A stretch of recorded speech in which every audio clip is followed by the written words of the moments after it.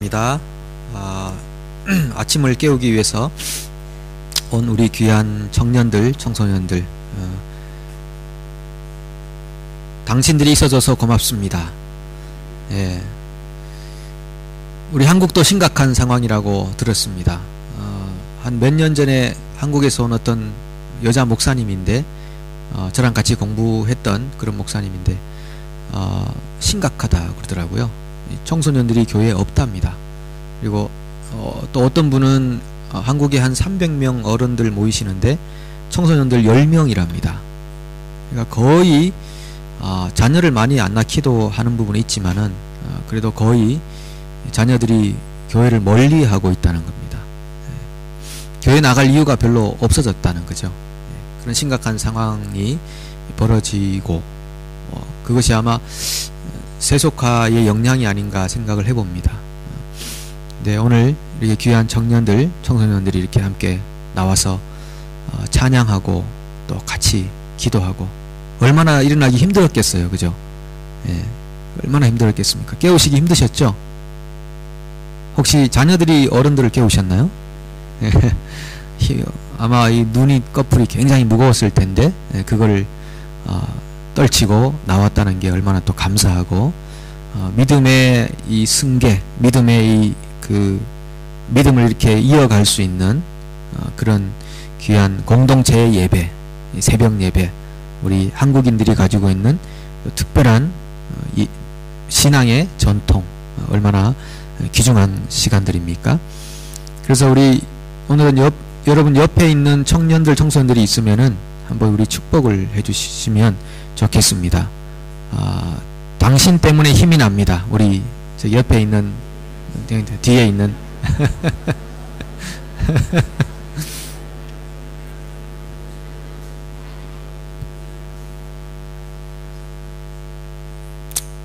예, 감사합니다. 매일같이 나온 우리 혜경이, 희영이, 주영이도 있고, 예, 학교 가는 때도 와서 학교 가서 졸지 않았나 모르겠습니다. 예. 감사합니다. 오늘 우리가 읽은 성경은 룻기서입니다. 그리고 마지막 성경 룻기의 몇 구절을 함께 읽었습니다.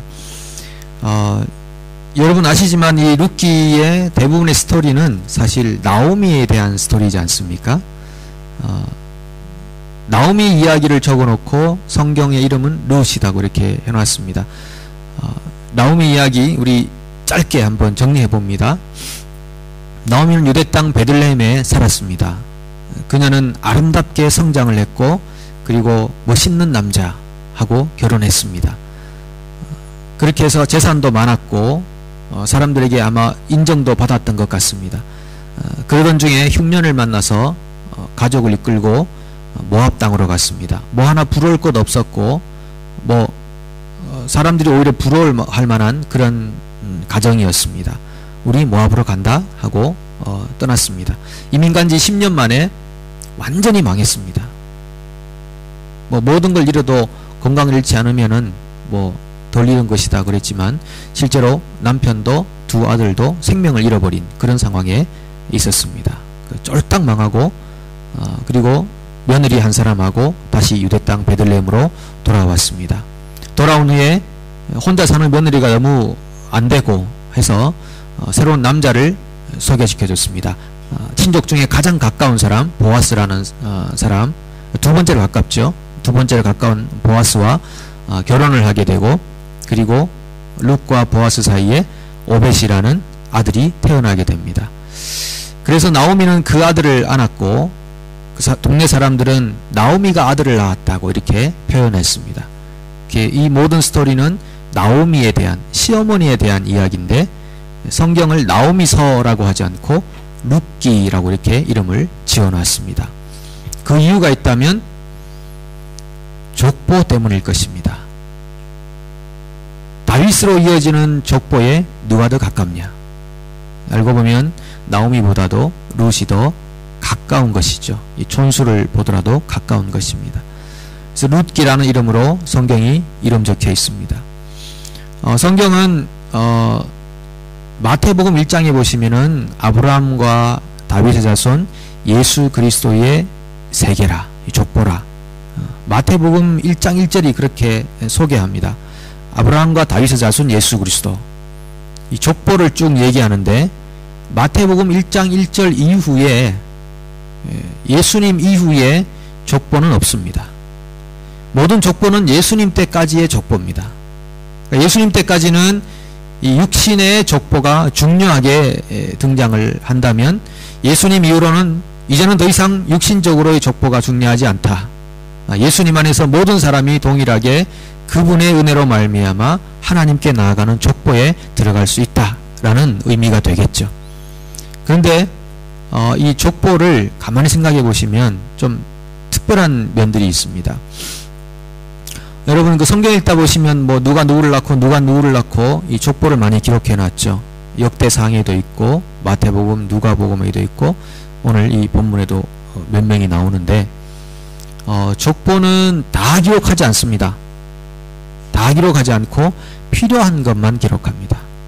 그리고 족보 몇 대 손이다. 이것도 굉장히 중요하게 영향을 미칩니다. 제가 어릴 때도 우리 형님이 제일 큰 형님이 족보책을 가지고 있더라고요. 뭐 지부책이라 그러면서 족보책을 가지고 이렇게 있으면서 이렇게 보여주셨는데 몇 번 봤습니다. 그 후로는 거의 뭐 족보, 혹시 족보 가지고 오신 분 계신가요? 이민 오시거나 이렇게 이 나라 건너오실 때. 장남이 아니어서, 예, 아직 가지고 계신가 보죠? 예, 매일 보시진 않으시죠? 예. 예. 족보가 있긴 있는데, 근데, 성경을 기록하는 족보는 다르죠? 우리가 가지고 있는 족보는 다 이렇게 빠지지 않고 기록을 해야 되는데, 성경은 군데군데 빠져서 대수를 맞춰 놓은 거죠. 특별히 마태복음은 14대 끊어서 이렇게 만들어 놓고, 그 14라는 숫자를 만드는 이유는 이 다윗의 그 히브리어 철자에 따른 숫자를 합치면 14가 됩니다. 그래서 다윗이라는 이름에 맞추려고 14를 해놓은 거죠. 근데 오늘은 여러분 우리가 읽은 그 족보를 보시면은 몇 명이 나오는지 아십니까? 맞춰보시죠. 오늘 읽은 족보가 몇 명이 나오네요? 나오죠?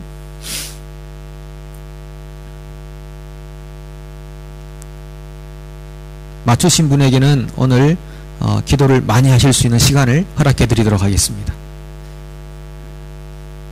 예? 10명이죠. 10명. 네, 10명입니다. 그러면 10명을 맞춰놓은 이유도 있을 거라는 거죠. 실제로는 이 베레스부터 다윗까지의 족보가 10명이 아니에요.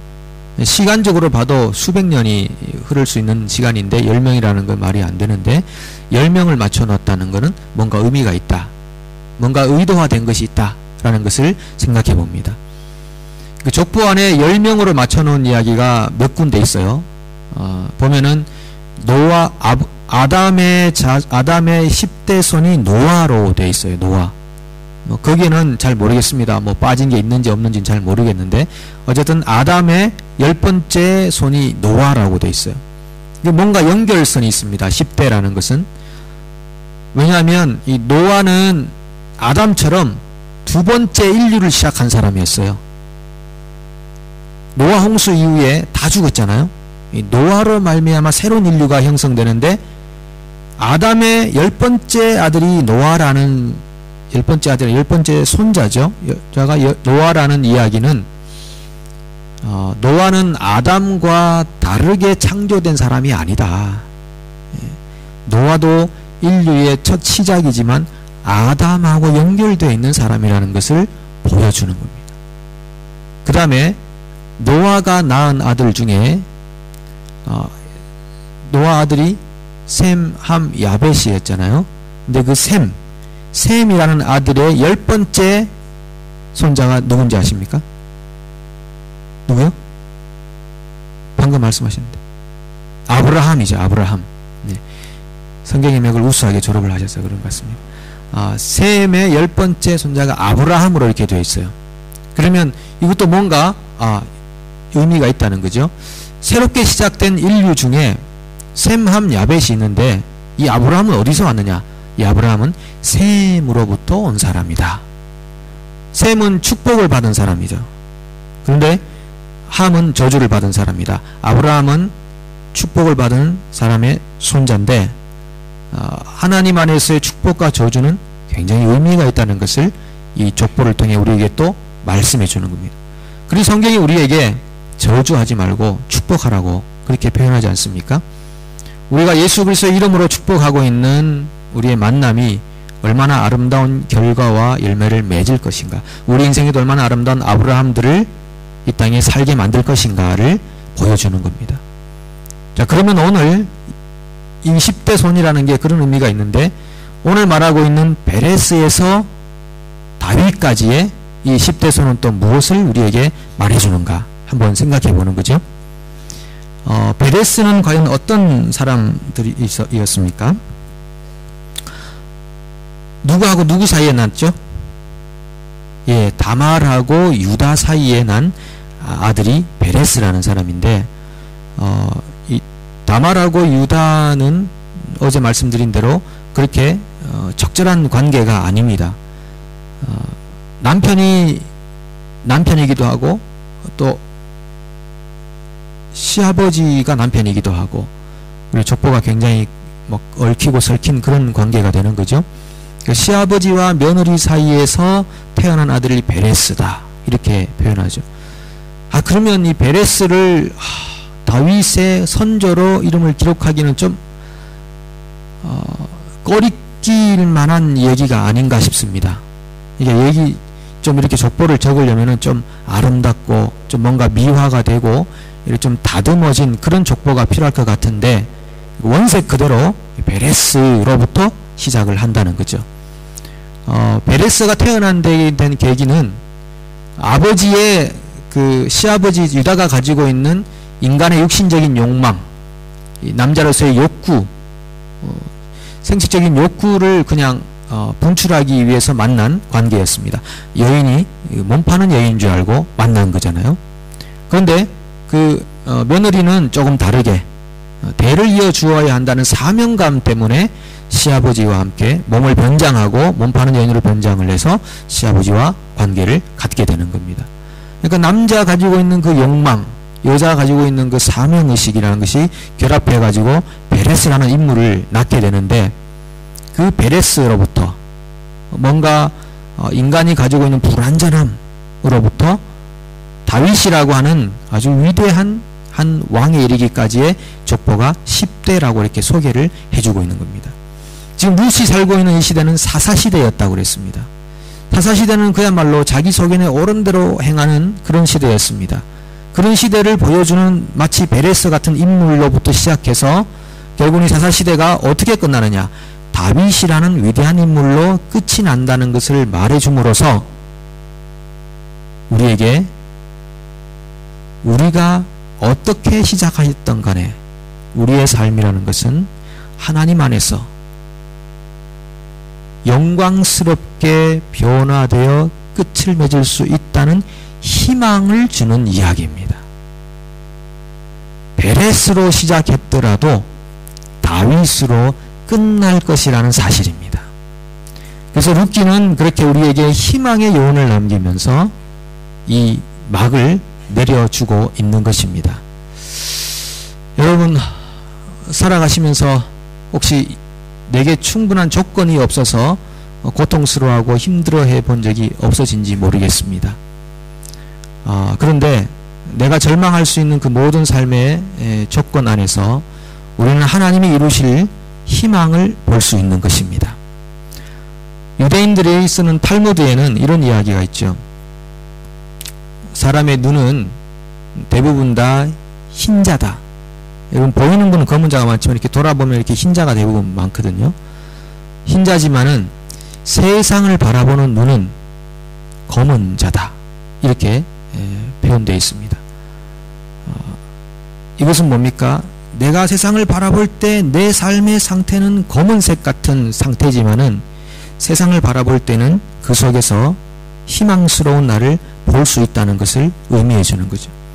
유대인들이 쓴 미드라시라는 그 책 안에 이런 글이 있습니다. 아버지하고 아들하고, 아빠와 아들이죠. 아빠와 아들이 길을 가고 있었습니다. 사막의 길이 뜨거운 길을 걸어가고 있는데 아들이 죽겠다고 그렇게 목마르고 배고프고 힘들어 죽겠다고 이렇게 말합니다.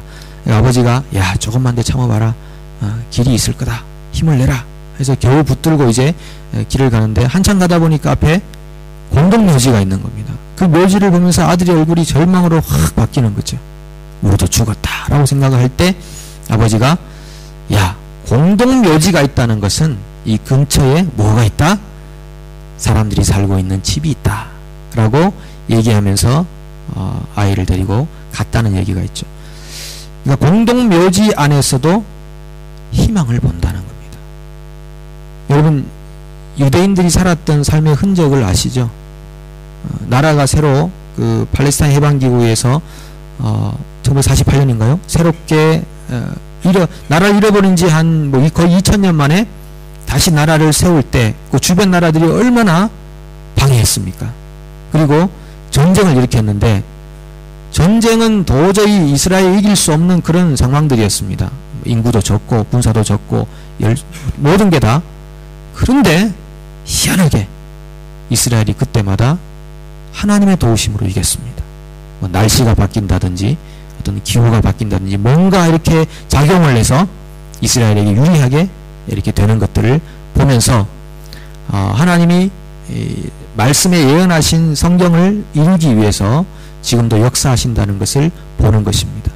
그리고 그들 안에는 뭔가 모르게 작용하고 있는 희망의 힘들이 있습니다. 유대인들은 어릴 때부터 희망을 가지는 법을 배워왔습니다. 절망하지 않았습니다. 그래서 지금까지 그들은 메시아를 기다리고는 있지만 메시아를 인정하고 있는 사람들은 아주 소수에 불과하지만 그러나 그들 안에 하나님이 새롭게 이루실 그런 영적인 부흥의 일들이 곧 우리에게 가시적으로 보여지게 될 겁니다. 어쨌든 그들 안에 있는 희망이라는 것은 하나님이 역사하시면 새롭게 될 수 있다 라고 하는 희망입니다. 오랫동안 절망의 상태를 경험해 본 사람들에서 입에서 나오는 희망의 이야기들인 것이죠.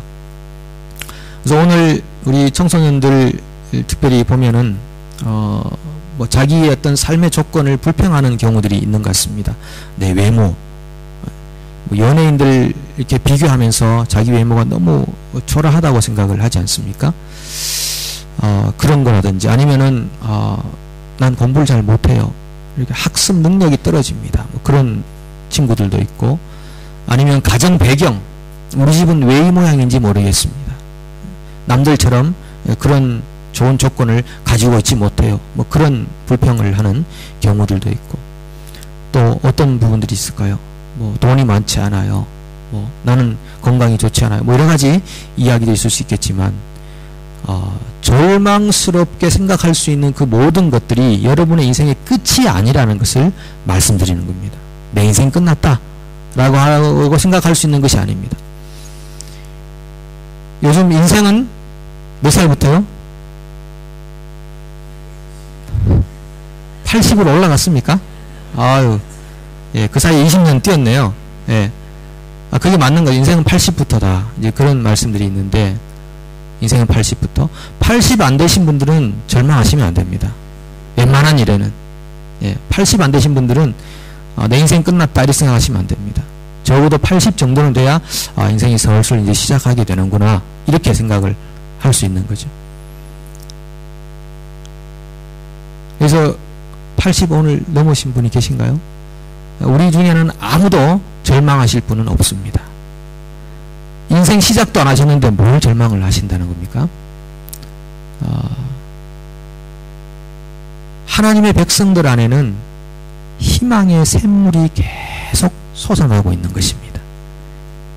우리가 인식하든 인식하지 못하든 알든 모르든 간에 희망의 샘물이 계속 솟아오르고 있는 겁니다. 아니 가장 절망적인 분이 예수님이셨잖아요. 더 이상 절망적인 상태는 없습니다. 십자가 위가 가장 절망적이지 않겠습니까? 근데 그 가장 절망적인 그곳에서 부활이라고 하는 이 놀라운 변화, 이 영광이 왔다면 우리가 살고 있는 삶의 그 어떤 조건도 우리를 절망시킬 수 없다는 사실입니다. 우리를 낙심하게 할 수가 없다는 사실입니다. 오늘 우리 삶 속에 있는 베레스와 같은 그런 삶의 조건, 뭔가 불완전하고 뭔가 불확실하고 뭔가 어정쩡하고 비틀어져 있고 완벽하지 못하고 깨끗하지 못하고 거리낄 수 있는 그런 부분들이 혹시 있으신지 모르겠지만 그런 것이 여러분의 인생의 끝이 아니라는 것을 기억하시기 바랍니다. 여러분의 인생의 끝은 다윗이라는 영광스러운 존재로 끝날 것이라는 것을 믿으십시오. 그것이 오늘 우리에게 이 족보가 주는 희망의 이야기들입니다. 여러분, 다윗은 영광스러운 존재입니다. 근데 이 영광스러움이라는 것은 세상이 주는 그 영광과 다른 겁니다. 예, 세상적으로 보면 뭐 우리가 좀 TV 좀 잘 나가고 그리고 신문에 자주 나고 뭔가 이름이 알려지고 뭔가 사람들에게 인식이 되어 있고 영향력이 있는 사람 같고 그렇게 돼야 야 영광스럽다 라고 생각할 수 있지만 성경은 절대 그거를 영광이라고 표현한 적이 없습니다. 성경이 어떻게 어떤 세상적으로 성공한 사람들을 영광이라고 표현한 적이 있던가요? 그건 성경이 아닙니다. 내가 가지고 있는 성경의 이야기죠. 성경 그것을 절대 영광이라고 표현하지 않았고 성경은 그리스도와 함께 죽는 그것을 영광이라고 표현했습니다. 우리가 다윗처럼 왕이 되어야 영광스러운가요? 그렇지 않습니다. 하나님과 연결되어 있는 그 삶, 그 속에서 세상이 추구하지 않는 뭔가를 추구하여 또 다른 나라의 의미를 가지고 살아가는 그 연단된 삶, 뭔가 아프고 맞아서 힘들고 고통스럽고 그런 삶이지만 그 속에서 꺾어버렸는데 꺾이지 않고 솔솔솔 다시 일어날 수 있는 그 삶. 하나님에게 매를 맞았지만 알고 보니까 깨끗하게 되는 과정이어서 이렇게 그 가운데서 새로운 기쁨을 얻고 있는 그 삶, 뭔가 이렇게 끝난 것 같은데 끝나지 않고 계속 되어지는 삶, 그 삶이 정말 영광스러운 그런 삶이 되는 것입니다. 세상이 볼 때는 짓밟았는데 그냥 끝나야 되는데 그 짓밟힌 자리에서 또 소망을 가지고 하루하루를 그렇게 하나님을 향해서 걸어가고 나가고 있는 그 삶, 사람들이 이해하지 못하는 뭔가가 작용하고 있는 그 삶, 그 삶이 얼마나 영광스러운가라는 것이죠. 우리 교회 홈페이지 한번 들어가 보십시오.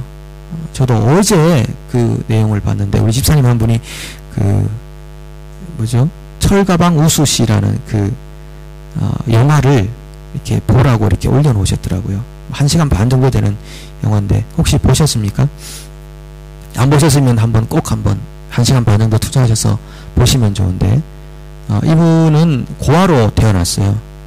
고아로 태어나서 부모 없이 자란 거죠. 그러다 보니까 뭐 늘 구걸하는 삶을 살았고 그리고 감옥에도 또 갔다 오기도 하고 뭐 그랬습니다. 사람의 삶이 주변 상황에 따라서 많이 옮겨지죠.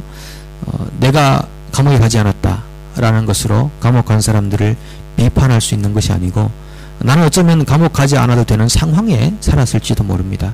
근데 그분은 고아로 자라서 그렇게 감옥까지도 경험을 하게 되는데 나중에 그분이 이제 중국집 짜장면을 이렇게 배달하면서 이렇게 살아가면서 70만원 한 달에 70만원을 이렇게 벌어가지고 많은 아이들을 후원을 했더라고요. 어린이 후원을 했더라고요. 아마 예전에 뉴스에도 나온 것 같기도 한데 자기 입을 것 안 입고 먹을 것 안 먹고 고시원 그 한 평 두 평에 이렇게 살면서 어린이 후원들을 했는데 그가 늘 이렇게 봤던 말씀이 시편 23편 여호와는 나의 목자시니 내게 부족함이 없으리로다. 그 말씀을 늘 자기 인생의 모토로 삼으면서 늘 사실 부족함 투성이지만은 여호와는 나의 목자시니 내게 부족함이 없으리로다. 그러면서 자기가 번 돈을 하나하나 이렇게 후원을 하고 그 영화상에는 보니까 보험을 원래 들어주지 않는답니다. 안정된 직장이 없으면은. 그런데 가서 사정사정해서 내가 죽더라도 내가 후원하는 아이들이 살아있지 않겠느냐. 그렇게 해서 그 생명보험에 들게 되고, 그렇게 인생을 살다가 이 사고로 2011년에 돌아가셨더라고요. 돌아가셨는데 그 보험금이 다 아이들에게 이제 지급되도록 그렇게 만들어 놓고 가셨는데, 가족 하나 없는 그런 사람인데 그가 죽어서 장례를 치를 때 조문객이 끊임없이 왔었다는 그런 스토리입니다. 이것이 영광된 삶이 아닌가 생각해 보는 거죠. 과연 우리가 생각하고 있는 영광이 뭔가? 그분이 배달하고 있는 짜장면을 사무실에서 편안한 에어컨 나온 데서 먹으며 살았던 사람이 과연 정말 영광스러운 삶인가? 아니면 그분의 인생이 정말 영광스러운 삶인가를 생각해 보게 되는 겁니다. 그 내용에 보니까 그분이 살았던 삶의 영향력 때문에 많은 사람들이 변화되게 됩니다. 그리고 그가 죽어서 이것이 알려지게 되었을 때 더 많은 사람들이 이제 우리 한국의 이 기부하는 문화가 또 새롭게 형성되는 것들을 보게 되었습니다. 과연 어떤 것이 다윗 같은 영광을 차지하는 삶인가? 그분의 스토리 안에서 생각해 보았습니다. 여러분, 우리는 그리스도에게 부름받은 사람들입니다. 부름받은 이유는 첫날 말씀드린 것처럼 징계를 당하든지 아니면은 고난을 당하든지, 내 잘못 때문에 하나님께 훈련을 받는 징계를 당하든지, 아니면 남의 잘못 때문이라도 애매한 고난을 내가 짊어져 가야 하든지, 어쨌든 우리는 고난으로 부름받았고, 그 고난이 우리에게 있는 이유는 깨끗한 그릇이 되기 위해서였습니다. 깨끗한 그릇으로 인생을 살아가면서 우리에게 세상이 볼 수 없는 희망을 볼 수 있는 눈을 허락해 주셨습니다. 아, 정말 내 삶의 상황이 어떠하든지 나는 정말 희망스러운 존재구나. 주님이 내 안에 있는 한 나는 정말 희망스럽구나. 그래서 우리 안에는 늘 이런 말씀이 있습니다. 그리스도 예수 안에 있으면 새로운 피조물이라. 이전 것은 지나갔으니 보라 새 것이 되었도다. 날마다 새로운 것이 되는 겁니다. 아니, 내가 예수를 믿는 내 인생의 BC와 AD를 나누는 그 순간뿐 아니라 어제보다 오늘이 더 새로운 것이고, 어제 절망했고, 어제 실패했고, 어제 어려운 일이 있었고, 어제 내 삶이 너무나 사람들에게 부끄러웠다 할지라도 오늘 해가 뜨는 것처럼 나는 새로운 피조물이 될 수 있는 것입니다. 그래서 날마다 새로운 피조물이 되는 겁니다. 새 것이 되는 것입니다. 이것이 우리가 오늘 길러 올릴 수 있는 희망의 샘입니다. 그리고 그 희망의 샘을 길러 올리는 사람들은 오늘 진정한 영광을 추구하며 살아가게 됩니다. 어제 내 삶이 베레스와 같았더라도 오늘 내 삶이 다윗으로 변화될 수 있다는 것을 기대하는 사람들입니다. 그런 부르심 안에서 여러분 인생을 사시면서 하나님이 우리를 영광스럽게 변화하실 때까지 날마다 그 걸음을 멈추지 않고 희망 가운데 걸어가셔서 승리하시기를 주님의 이름으로 축복합니다. 함께 우리 찬양하고 기도할 텐데